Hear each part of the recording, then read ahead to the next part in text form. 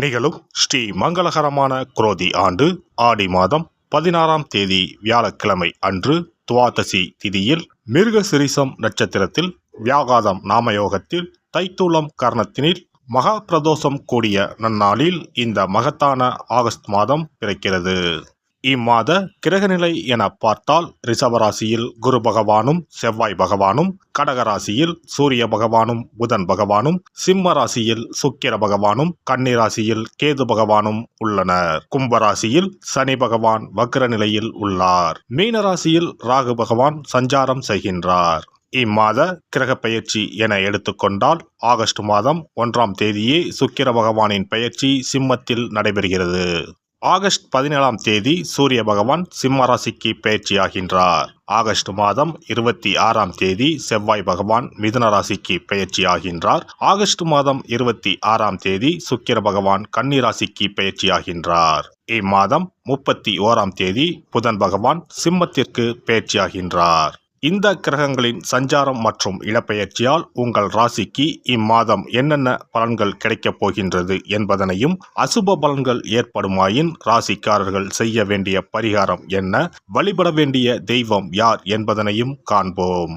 உங்கள் வாழ்வில் வளமும் நலமும் செல்வ செழிப்பும் பெற்று வாழ்வில் உயரிய நிலையை அடைய எல்லாம் வல்ல எம்பெருமானை வேண்டி விரும்பி கேட்டுக்கொள்கிறேன். ரிஷபராசி அன்பர்களே, இந்த மாதம் எதிலும் அவசரப்படாமல் நிதானமாக முடிவு எடுப்பது நன்மை தரும்.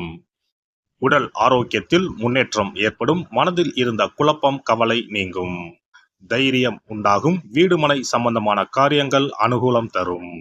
தொழில் வியாபாரத்தில் எதிர்பார்த்த லாபம் கிடைத்தாலும் செலவும் அதிகரிக்கும். புதிய ஆர்டர்கள் பெறுவதற்கு கூடுதல் கவனம் செலுத்த வேண்டியிருக்கும். உத்தியோகத்தில் இருப்பவர்கள் தயக்கத்துடன் தங்களது பணிகளை செய்ய வேண்டியிருக்கும். எந்திரங்களை இயக்குபவர்கள் கவனமாக இருப்பது நல்லது. குடும்பத்தில் இதமான சூழ்நிலை நிலவும். கணவன் மனைவிக்கு இடையில் இருந்த கருத்து வேற்றுமை நீங்கும். பிள்ளைகளிடம் கவனமாக பேசுவது நல்லது. உறவினர்கள் வருகை இருக்கும். சொத்துக்கள் வாங்க எடுக்கும் முயற்சிகள் தாமதப்படும். அக்கம் பக்கத்தில் உள்ளவர்களிடம் இருந்து வந்த மனக்கசப்புகள் அகலும். பெண்களுக்கு எடுத்த முடிவை நிறைவேற்றுவதில் கண்ணும் கருத்துமாக இருப்பார்கள். எதிர்பார்த்த உதவிகள் தாமதப்படும்.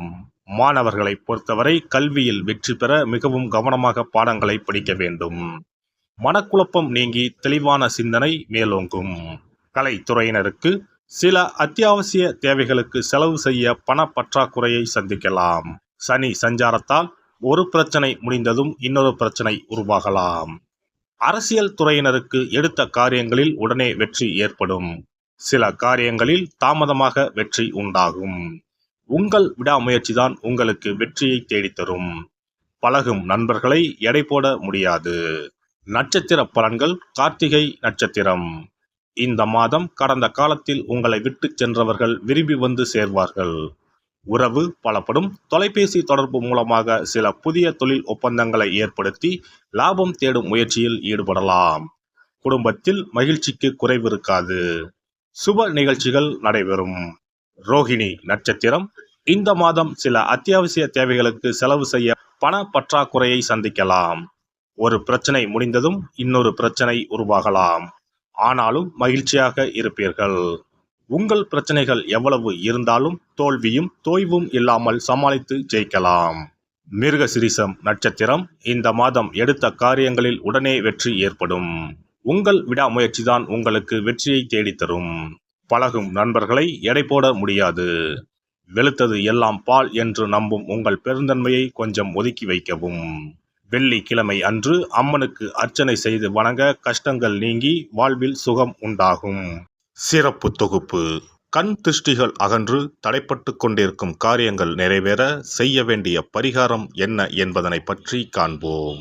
வாழ்க்கையில் நல்ல நிலையில் இருந்தவர்கள் கூட திடீரென்று பொருளாதாரம் இழந்து மன கஷ்டங்களுடன் வாழும் நிலை ஏற்படும். இந்த நிலை எதனால் ஏற்பட்டது என்று ஆராய்ந்து பார்த்தால் பெரும்பாலும் அவர்களின் மீதான கண் திருஷ்டிதான் காரணமாக இருக்கும்.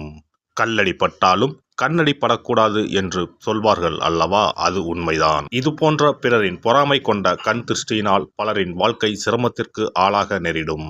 இது போன்ற கண் திருஷ்டிகளிலிருந்து எப்படி தப்பிப்பது? இருக்கவே இருக்கிறது எளிதாக கிடைக்கும் ஊமத்தஞ்செடி. தெய்வ சக்தி நிறைந்த செடியாக கருதப்படும் ஊமத்தஞ்செடியின் காய், பூ, இலைகள் என அனைத்தும் தீய சக்திகள் விரட்ட பரிகாரத்துக்கு பயன்படுகிறது. பொதுவாக ஊமத்தம் காய்க்கு கெடுதலை அகற்றக்கூடிய சக்தி உண்டு. நம் வீட்டில் உள்ள எதிர்மறை சக்தியை அகற்றுவதற்கு ஊமத்தங்காய் தீபம் சிறந்த பரிகாரமாகிறது. தெய்வீக மகத்துவம் நிறைந்த ஊமத்தங்காய் மற்றும் பூவையும் எடுத்துக்கொள்ளுங்கள். வீட்டுக்கு அருகில் இல்லை என்றால் நாட்டு மருந்து கடைகளில் கிடைக்கும். இந்த 2 பொருட்களையும் மஞ்சள் தண்ணீரை கொண்டு நன்றாக கழுவி விடுங்கள்.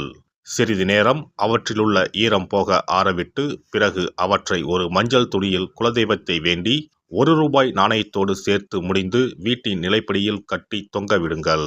இந்த முடிச்சை வெள்ளிக்கிழமை அல்லது ஞாயிற்றுக்கிழமைகளில் தயார் செய்து வாசல் படியில் கட்டுவது சிறப்பு. தினமும் வீட்டில் தீபம் ஏற்றி காண்பிக்கும் போது இந்த முடிச்சுக்கும் காண்பிக்கவும். இதேபோல் ஊமத்தம் இலைகள் கிடைத்தால் அந்த இலைகளை சுத்தமான மஞ்சள் தண்ணீரில் கழுவிவிட்டு அவற்றை கொண்டு வீட்டில் இருக்கும் விநாயகருக்கு திங்கள் கிழமைகளில் தொடர்ந்து அர்ச்சனை செய்து வர வேண்டும். ஊமத்தம் பூவையும் விநாயகருக்கு சூட்டலாம். 3 வாரங்கள் தொடர்ந்து திங்கள் கிழமைகளில் விநாயகருக்கு ஊமத்தை இலையால் அர்ச்சனை செய்து ஊமத்தம் பூவை சூட்டி வழிபட்டால் வீட்டில் உள்ள கெட்ட சக்தி நடமாட்டம் மற்றும் கண் திருஷ்டிகள் தீரும். ஊமத்தம் செடியும் சிவபெருமானுக்கு உகந்த இலை ஆகும். இந்த ஊமத்தங்காய் வைத்து சிவபெருமானுக்கு தீபம் ஏற்றி வழிபடுவதன் மூலம் நமது பிரச்சனைகளில் இருந்து எளிதாக விடுபட முடியும். முதலில் 2 ஊமத்தங்காய்களை எடுத்துக்கொள்ள வேண்டும். அவற்றின் மீது முட்கள் இருப்பதால் மிகவும் கவனமாக கையாள வேண்டும். ஊமத்தங்காயின் காம்பு பகுதிகளை வெட்டி கொண்டு கத்தியை பயன்படுத்தி ஊமத்தங்காயின் உள்ளே இருக்கும் விதை பகுதியை முழுவதுமாக நீக்கிவிட வேண்டும். பின்னர் 2 அகல் விளக்குகள் மற்றும் விளக்கு வைப்பதற்கான 2 தட்டுகளை எடுத்து சுத்தம் செய்து அவற்றிற்கு மஞ்சள் குங்குமம் போட்டு வைத்துக் கொள்ள வேண்டும். பின்னர் 2 தட்டின் மீதும் ஒவ்வொரு அகல் விளக்கை வைத்துக் கொள்ள வேண்டும். அதன் பிறகு எப்போதும் பூஜை செய்வதற்கு வைப்பது போன்ற வெத்தலைப்பாக்கு, பழம் போன்றவற்றை வைத்துவிட்டு 2 விளக்குகளையும் ஏற்றி சிவபெருமானை மனதார வேண்டிக் கொள்ள வேண்டும். எனக்கு இருக்கும் பிரச்சனைகள் அனைத்தும் தீர்ந்து இன்பமான வாழ்க்கை கிடைக்க வேண்டும் என வேண்டிக் கொள்ள வேண்டும். இந்த பூஜையை வெள்ளிக்கிழமை அன்று தொடங்கினால் தொடர்ந்து 9 வெள்ளிக்கிழமைகள் செய்ய வேண்டும். ஊமத்தங்காயின் மீது எவ்வாறு முட்கள் இருக்கிறதோ அதுபோல நமது வாழ்க்கையில் இருக்கும் முட்கள் போன்ற பிரச்சனைகளை அவை தீர்த்து வைக்கின்றன. இந்த பூஜையை நாம் தொடர்ந்து செய்து வருவதால் நம் மீது இருக்கும் கண் திருஷ்டிகள் அகன்றுவிடும். தீராத துயரங்கள் தீர்ந்துவிடும். பணம், நகை நம்மிடம் பெருகி வரும். சிலருக்கு கையில் சுத்தமாக பணம் இருக்காது. வறுமை தாண்டவமாடும். கடன் தொல்லையால் கஷ்டப்படுவார்கள். பண பிரச்சனையில் சிக்கி கொண்டிருப்பவர்கள் இந்த தீபத்தை ஏற்றினால் 3 வாரங்களில் நல்ல பலனை பெற முடியும். தொழிலில் நல்ல முன்னேற்றம் இருக்கும். கடன் பிரச்சனைகள் தீரும். உறவினர்களிடையே பகைமை இருந்தால் அவையும் மறைந்துவிடும். நோய்வாய் உள்ளவர்கள் இந்த தீபத்தை ஏற்றுவதன் மூலம் நல்ல பலனை பெற முடியும். பொதுவாகவே எந்த பரிகாரம் என்றாலும் அதை முழு நம்பிக்கையுடன் செய்தால் மட்டுமே முழு பலன் கிடைக்கும் என்பதை நினைவில் கொள்ளுங்கள். எல்லாம் வல்ல இறையருளால் நீங்களும் உங்கள் அன்பு குடும்பமும் உடல் நலம், நீலாயுள், நிறை செல்வம், உயர் புகழ், மெய்ஞானம் ஓங்கி வாழ்க வளமுடன். இந்த வீடியோ பதிவு உங்களுக்கு பிடித்திருந்தால் லைக் பண்ணுங்க, கமெண்ட் பண்ணுங்க, ஷேர் பண்ணுங்க. மறக்காம சப்ஸ்கிரைப் பண்ணுங்க. பக்கத்துல இருக்கிற பெல் பட்டனை கிளிக் பண்ணுங்க. நன்றி, வணக்கம். ஓம் நமச்சிவாய. சிவாய